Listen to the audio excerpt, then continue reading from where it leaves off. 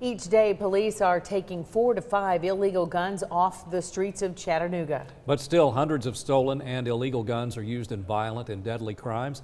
In this Channel 3 investigation, Channel 3 Eyewitness News reporter Kelly McCarthy tells us how these guns are getting into the wrong hands and why legal gun owners should take precautions. Kelly?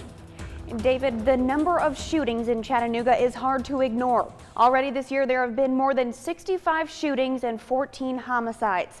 The police are blaming gang members for the majority of the city's violence, but they're also blaming illegal and stolen guns for the deadly shootings. We wanted to know where the guns are coming from and how criminals are getting them. Police everywhere are facing a deadly threat. There's a lot of guns on the street that don't need to be there. And Chattanooga is no different. I think we're on pace to probably seize over 1,000 guns this year. Illegal guns that are used in violent crimes across the city. Sometimes the guns are modified. This one would be illegal. This gun at one time had a barrel at least that long or longer. Most of the time, the guns are purchased legally, but somehow fall into the wrong hands. Yeah. It's an assault rifle. It's an AR-15. These guns are now evidence at the Chattanooga Police Department. But before that, they were used in or recovered from crimes within the city. The majority of the firearms are being stolen locally, meaning Chattanooga or the surrounding areas or counties. ATF agent Ben Gibbons says 70% of guns taken off the streets are stolen from local homes and vehicles. My son has concealed license, and they stole his pistol that was in the car. Pastor Jerry Yother is one of those victims. The gun his family legally bought is now considered an illegal firearm. Even when you think you're in a safe neighborhood, you need to think again. And until that gun is used in a crime or recovered from the streets, the ATF says there's a very small chance Yother will get his gun back.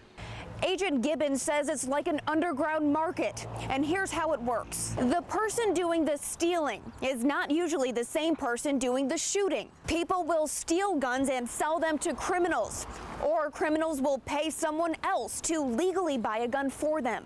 And with Chattanooga police seizing 4 to 5 guns each day, this underground business seems to be booming. But we hope that it'll be found. Nobody gets hurt. I pray that it doesn't get in the wrong hands. In the past 2 years, nearly half of the people who have died in a shooting where police have made an arrest, they have been killed with an illegal firearm.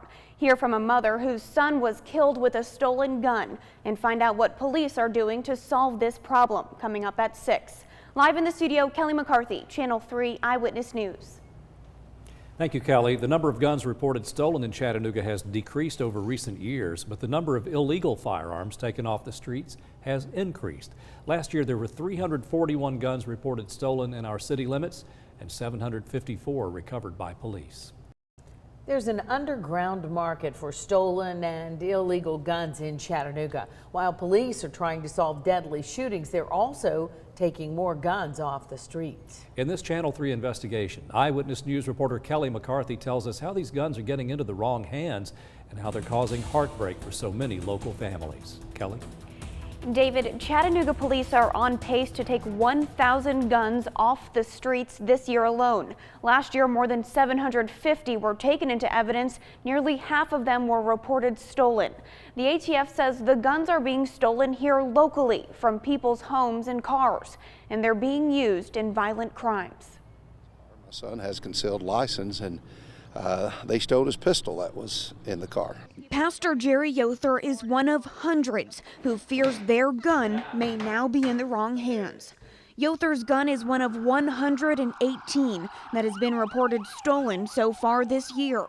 But until that gun is used in a crime or recovered from the streets, the ATF says there's a very small chance Yother will get his gun back. But we hope that it'll be found. Nobody gets hurt. A lot of times, people do get hurt, even killed. In the past 2 years, illegal firearms have been used in nearly half of Chattanooga's solved murder cases. Each case leaves behind a grieving family, and the problem isn't only in Chattanooga. You know how hard it is to look at a suit that you bought for him to graduate, but you had to take that same suit and bury him in? Nobody knows that pain. Norma Farrer's 16-year-old son Maserati was shot and killed in February. Another teenager is charged with his death. Eastridge police say the suspect stole the gun out of a car the week before. The moment that you are 15 years old and you take a gun into your hands, you know you're doing something wrong. ATF agent Ben Gibbons says once a gun is stolen, it's already in the wrong hands. And keeping track of how many of them are on the streets is nearly impossible. Until that firearm actually winds up being recovered on an individual or recovered somewhere, we have no way of determining how many firearms are technically out there that are stolen. Farrer's heartbreak is paired with a warning for people who choose to commit crimes with stolen and illegal guns. She says justice will be served. Because the same way my child's not ever able to eat with me, to talk with me, to walk down the aisle and graduate and fulfill his dream of playing football, you won't ever be able to do those things either. The teen who's charged in Farrer's death pleaded guilty to reckless homicide in juvenile court. His sentencing date is next month. In Chattanooga, police are now depending on new technology to help solve shooting cases and even prevent some shootings from happening.